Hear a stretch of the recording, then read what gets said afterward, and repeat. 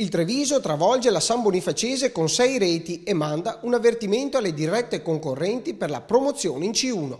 La squadra di mister Zanin è in salute e lo fa vedere. Con il risultato di ieri conquista anche la vetta solitaria della classifica, anche se solo con un punto sulle seconde San Marino e Rimini. La goleada del Treviso inizia al 13°, cross di Becce e stacco vincente di Ferretti. 6 minuti dopo il raddoppio con Torromino che si invola verso l'area, sinistro dal limite, errore di Nardini e la palla che finisce nell'angolino. Il secondo tempo si apre con un altro gol del Treviso, Ferretti in profondità per Perna e rete del bomber Campano. Al 71° triangolo Giorico-Ferretti-Giorico e tocco vincente sul portiere in uscita. All'84° mani in area su tiro di bandiera.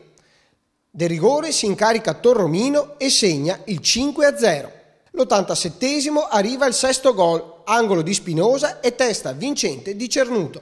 La San Bonifacese si fa vedere poco o nulla dalle parti di Campironi. Perfetti non proprio, perché i primi 10 minuti non mi sono piaciuti, però insomma concediamo a questa squadra qua che al di là di tutto è una squadra da applaudire, una squadra che ha fatto delle cose eccezionali e che ha 2 giornate da termine, prima in classifica. Sarebbe prima insieme alla Propatria per i punti fatti e quindi c'è solo da applaudire questa squadra qui. Adesso naturalmente noi abbiamo giocato la nostra chance con la San Bonifacese nel migliore dei modi, però dobbiamo festeggiare poco perché a domenica abbiamo l'Entella.